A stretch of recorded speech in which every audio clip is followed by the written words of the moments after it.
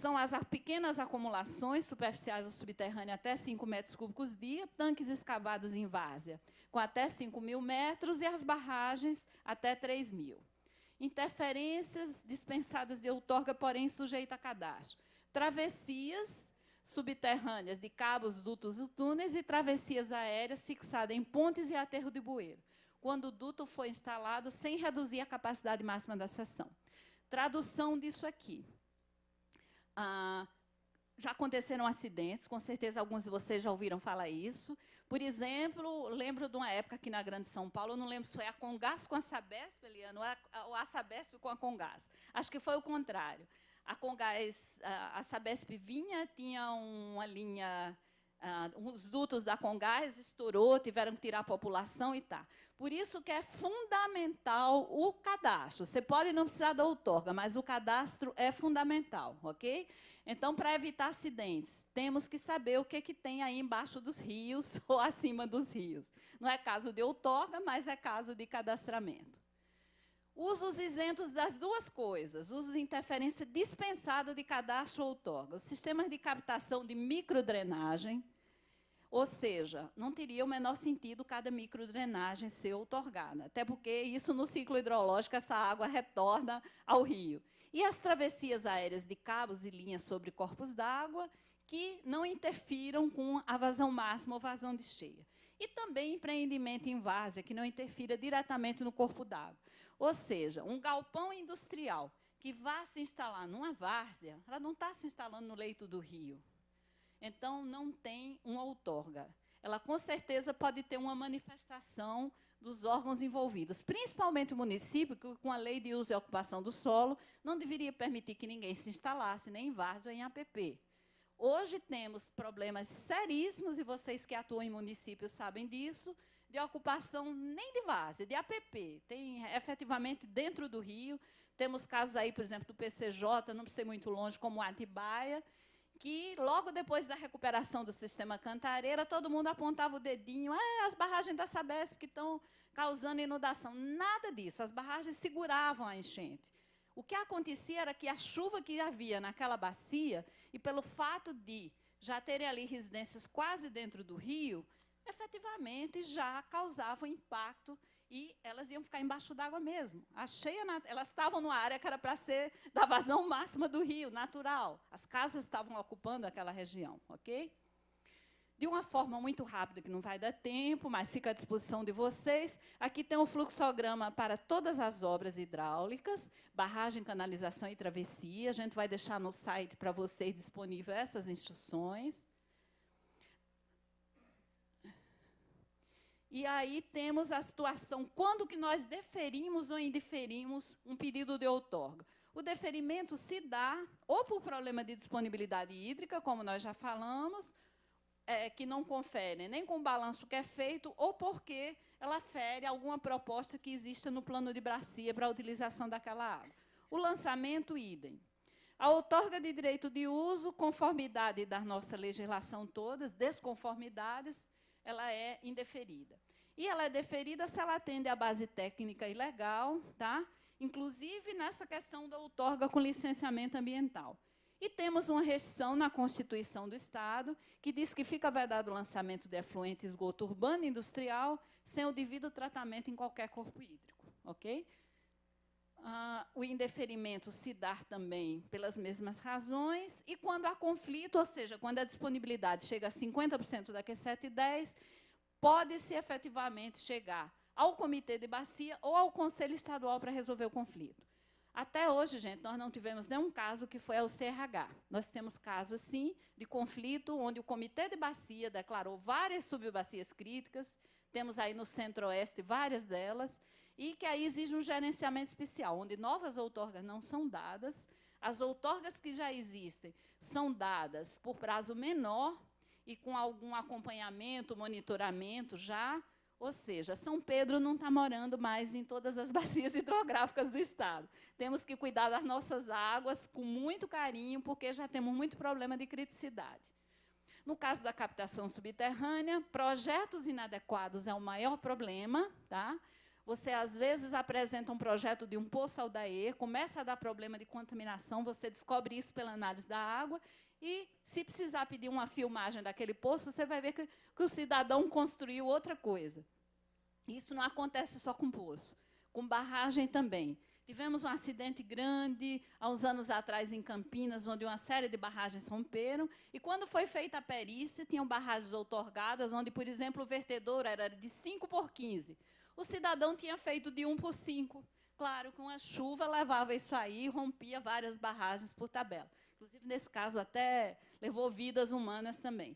Então, projeto mal feito é um problema. O projeto que é apresentado ideal e se constrói algo que não é o outorgado pelo DAE, problema. Vocês sabem que agora temos a Lei de Segurança de Barragem, que prevê, inclusive, sanções penais a quem constrói ou projeta uma barragem ou opera. São 3 responsabilidades: quem projeta, quem constrói ou quem opera de forma inadequada uma barragem. Vou correr, meus 5 minutos. Isso aqui é todo um fluxograma para outorga de poços, está à disposição de vocês no site do DAE, a instrução técnica número 6, super detalhada. E eu só queria mostrar a vocês o seguinte. Quando não existir, essa é a Lei 9.034, do Plano Estadual de Recurso Hídrico, em que ela diz o seguinte, que enquanto os planos não tiverem indicando prioridades, as prioridades serão essas do artigo 12, que nós já falamos para vocês. Vocês lembram da época do apagão, há uns anos atrás, em que todo mundo ia à televisão e pedia para não se usar água, economizar água, porque ia faltar energia? Se vocês pegassem, para ver como é importante essa questão do plano, se vocês fossem olhar onde estava a geração de energia aqui, vamos ver? 1, 2, 3, nós já sabemos, né? É sempre em qualquer legislação estadual ou federal prioridade. Abastecimento doméstico de animais em estabelecimento rural, abastecimento industrial para fins sanitários e indústria de alimentos, não é qualquer indústria, é indústria de alimentos. Aquicultura, projeto de irrigação coletiva, abastecimento industrial em geral, irrigação de culturas em geral. E aí, olha onde está a geração de energia, 10º lugar nas prioridades da lei estadual. E aí você tem que chegar para um usuário qualquer e dizer, você tem que parar a sua captação porque vai faltar energia. Ou seja, por que eu estou mostrando esse exemplo, que foi um exemplo real ocorrido há alguns anos? Como isso é importante para uma gestão séria de recurso hídrico. Como é importante a participação de vocês, e aí eu vou me referir ao setor de saneamento, que tiver técnico aqui presente. Participa do comitê, atua, tenta colocar nos planos de bacia, definir prioridades, porque na hora de uma tomada de decisão, seja por uma estiagem de 2, 3 anos, seja por um conflito, se alguém tiver que cumprir a lei, dar um outorga ou revogar um outorga, tem que seguir isso aqui, ok? Então, isso é muito importante. Esses são modelos de atos de outorga, ok? Os requerimentos estão no site também.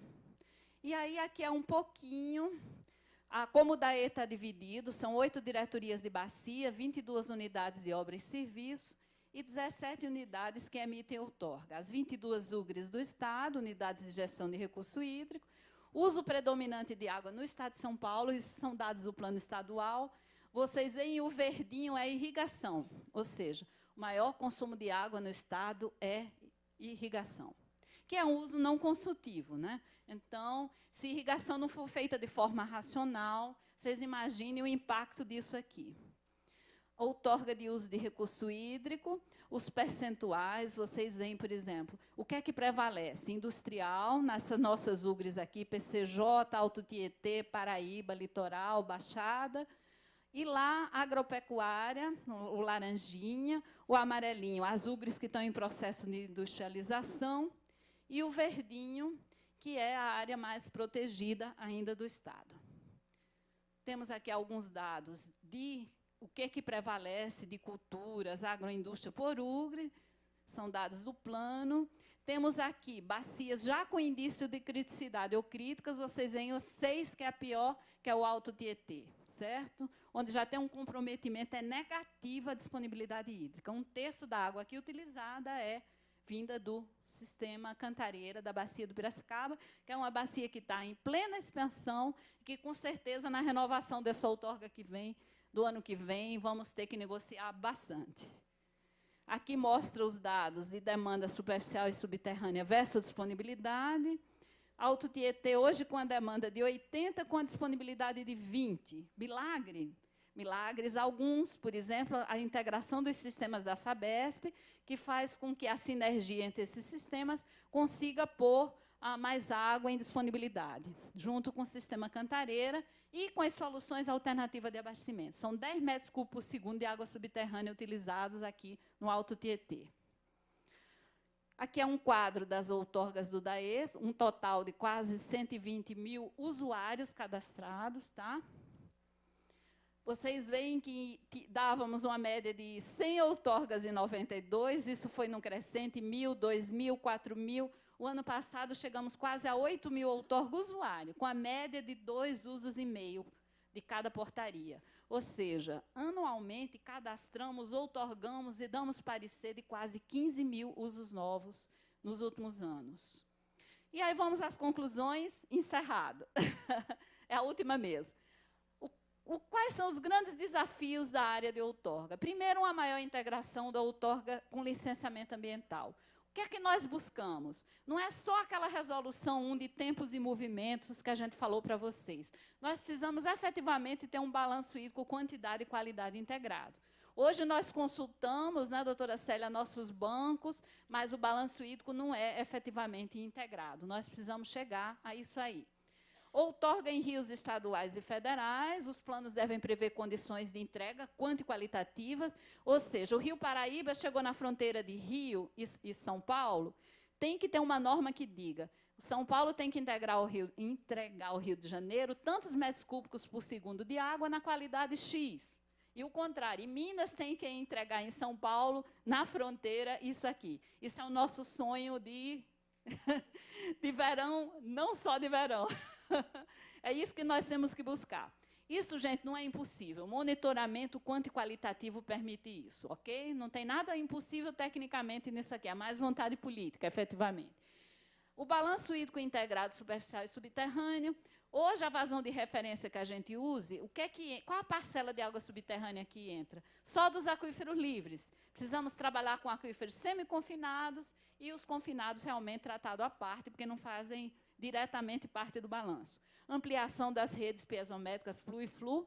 Apesar de tudo, São Paulo é o estado que é melhor coberto no Brasil e a bacia do Piracicaba é a bacia mais monitorada do país.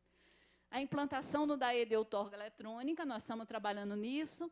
A partir do final do ano que vem, quem precisar de outorga vai pedir pela internet, vai acompanhar pela internet, não vai haver a necessidade física de ir até um escritório do DAE, e o que se espera vai ser agilidade, porque os pareceres técnicos vão ser pareceres padrão também. Além disso, nós temos um núcleo de informação comum com CETESB, ANA, Agência Nacional de Água e Vigilância Sanitária, para permitir uma integração desses pareceres. Algo que a gente espera que venha a ser um marco é um ato declaratório para o usuário rural, que vai entrar agora em julho no site do DAE. Como vocês viram, a maior quantidade de usuários do estado é irrigante. E são os que menos se conhecem. Por quê? Nossa fiscalização não consegue dar conta de ir atrás de todo mundo em área rural, e eles também não vêm espontaneamente. Então, vai se criar uma série de facilidades para os usuários rurais, parceria com a Secretaria da Agricultura, FAESP, Sindicato, Banco do Brasil, para tentar trazer esses usuários para próximo de nós e a gente poder fazer as contas efetivamente. E temos, por fim, a criação desse Comitê de Potabilidade de Água, que envolve a maioria de vocês que estão aqui, que são de sistemas de abastecimento público. Ele vai servir para apagar esses incêndios, como, por exemplo, propostas para esses problemas que estão ocorrendo aí de contaminação de nitrato, entre outros contaminantes. Ok? Gostaria de deixar com vocês o site do DAE, está lá na primeira folha. Nós temos toda a legislação e o que eu mais aconselho a quem quiser fazer outorga. E quem está do outro lado da mesa vai instruir um processo. Além da portaria da E717, olhar com lupa as instruções técnicas DPO de 1 a 6. Ela diz detalhadamente os estudos hidrológicos, hidráulicos e hidrogeológicos que têm que ser apresentados para que vocês tenham outorga de uma forma rápida. Porque um dos maiores problemas para a emissão de outorga que a gente tem é uma péssima qualidade dos projetos que são apresentados ao DAI. Muitas vezes nós temos que chamar uma vez, 2 vezes, 3 vezes, quase pegar na mão do técnico e fazer para ele, porque, infelizmente, não tem sequer muito ambiente para formação específica para essa área. Ok? Obrigada e ficamos à disposição para as questões.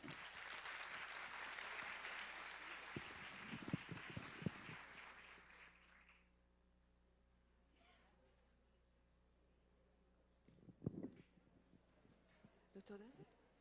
Como vai? Tudo bem? Tá, seu sobrenome é? Schley. Schley. André Rosenthal. Schley. Okay. Bom, muito obrigada pela apresentação.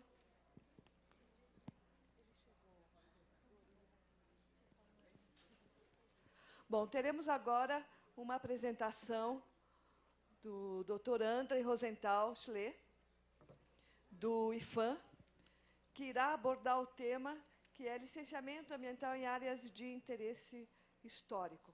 Né? O Dr. André, ele tem graduação em Arquitetura e Urbanismo pela Universidade Federal de Pelotas, mestrado em Arquitetura pela Universidade Federal do Rio Grande do Sul e doutorado pela Universidade de São Paulo no mesmo tema.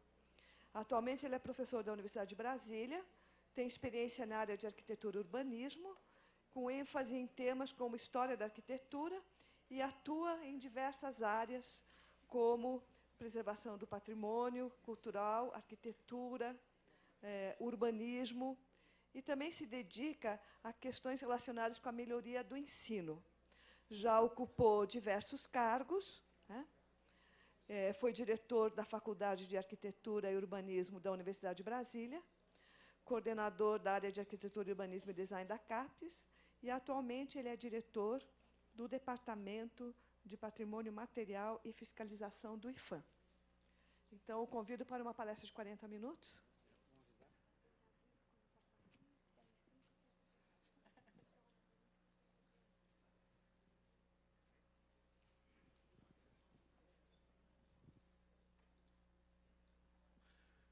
Boa tarde a todos.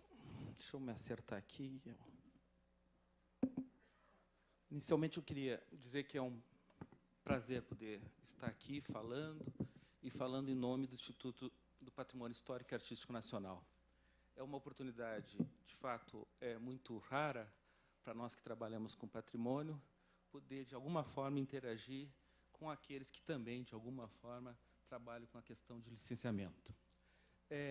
O que me foi solicitado era que eu tratasse da questão do licenciamento inerente aos espaços urbanos, portanto, que envolve diretamente a relação com os impactos causados nos centros urbanos, nas nossas cidades. O que eu imaginei construir e apresentar para vocês, talvez, sobretudo porque eu assisti a palestra anterior, não seja tão aproveitável do ponto de vista de apresentar para vocês regras, a nossa legislação, ou seja, como que o Instituto do Patrimônio trabalha diretamente com o licenciamento. Mas, sim, imaginei algo que pudesse despertar em todos vocês a responsabilidade que nos cabe. Ou seja, o Instituto do Patrimônio Histórico e Artístico Nacional tem como missão, como responsabilidade constitucional, defender o patrimônio nacional, seja ele material ou imaterial. Aqui eu vou falar especificamente do tema da arqueologia.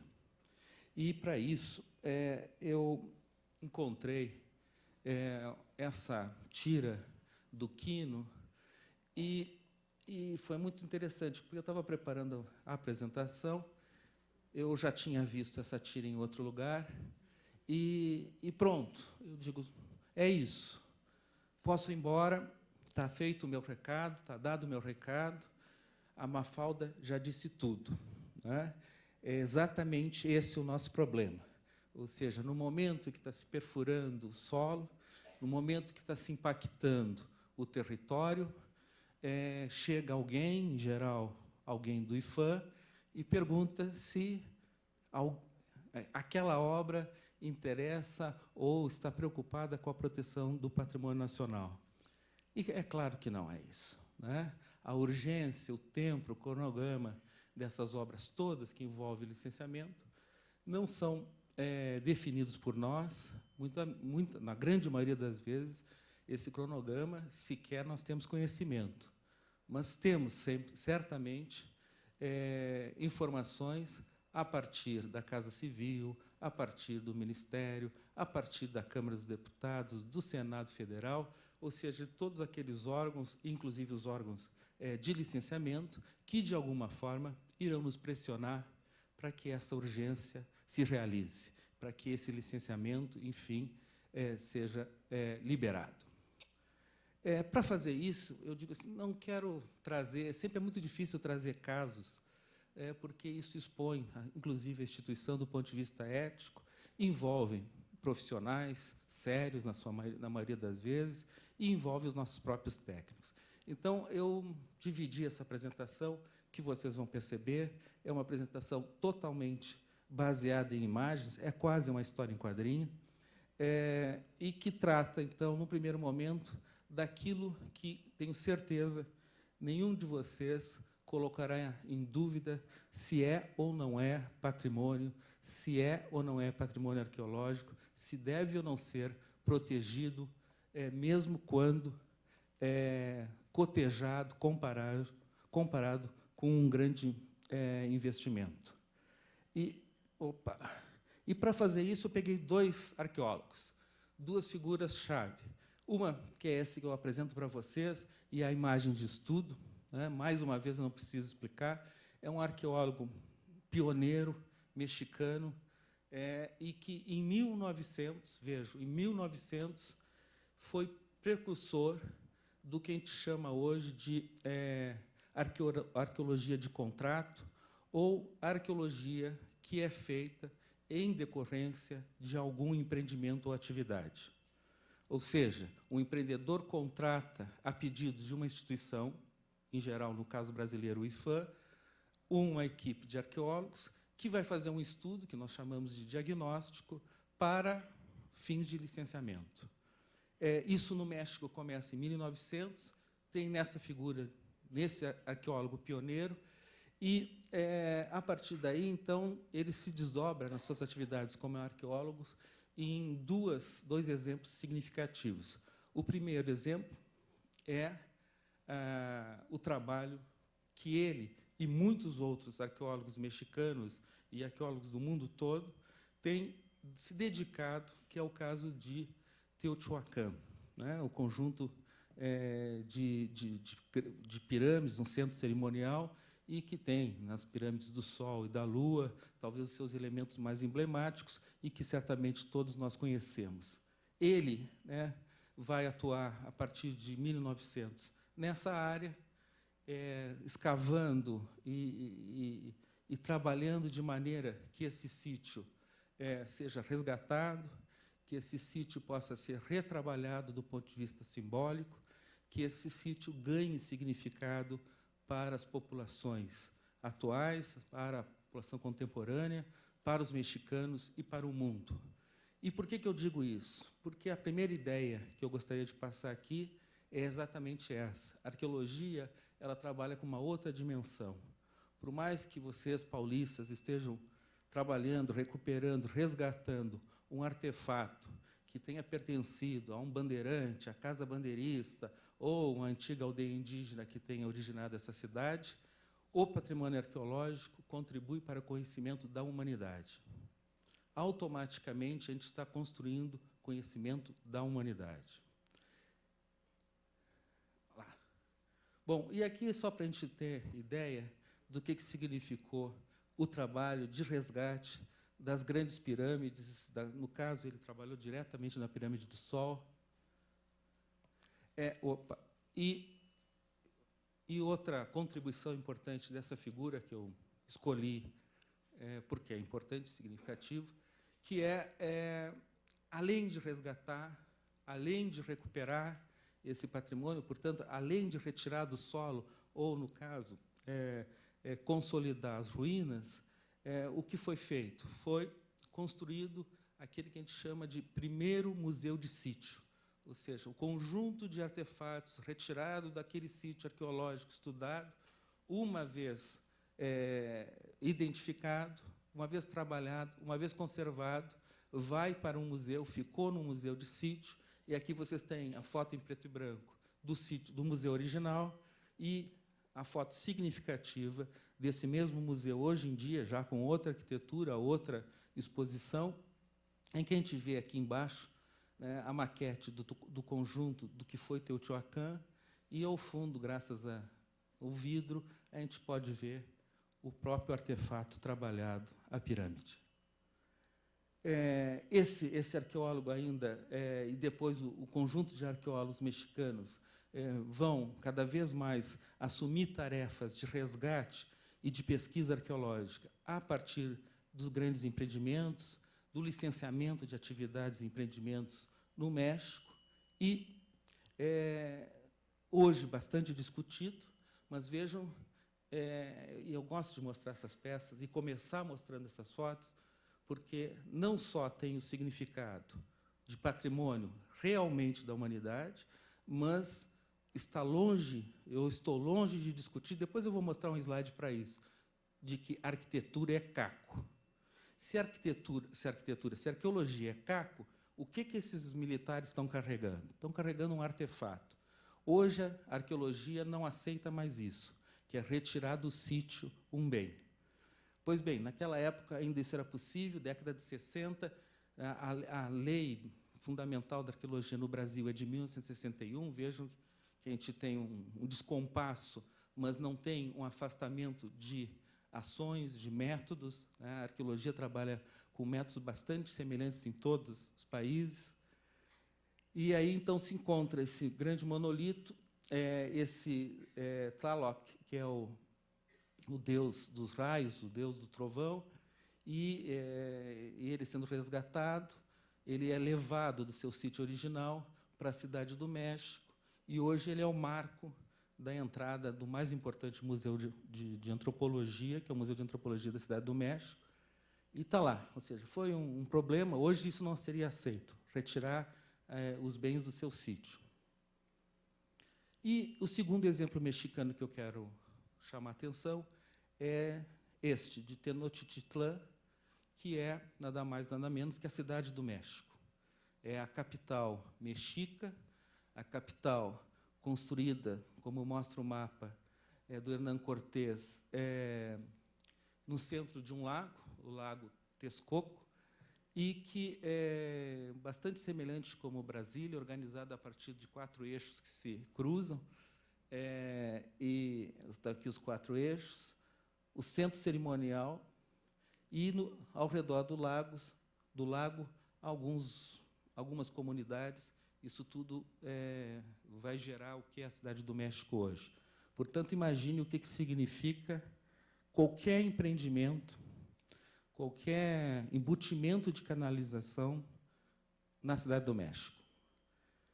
E exatamente no centro daquele espaço sagrado cerimonial foi construído o chamado Templo Maior, dedicado, mais uma vez, ao deus do trovão, do raio, e ao deus da guerra, que era o padroeiro da cidade.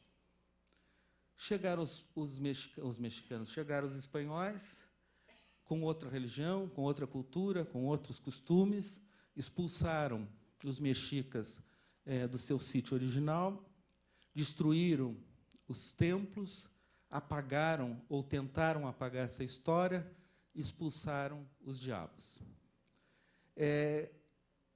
Isso se fez, e isso ficou. E isso ficou até que se resolveu, e por necessidade, talvez por urgência, colocar canalização e embutir fiação no centro, no coração do centro histórico da Cidade do México. Aqui vocês estão vendo, então, o conjunto monumental da Catedral, do Sacrário, da Praça Maior, Zócalo. Isso aqui é o Palácio do Governo. E esse quarteirão aqui que eu peço que vocês prestem atenção. Essa quadra inteira de sobrados espanhóis. Opa, eu sou meio nervosinho. O mesmo conjunto visto de outro ângulo, a catedral, a praça, o Palácio Nacional e a quadra que eu faço referência. E, novamente, o mesmo conjunto. São fotos em momentos distintos.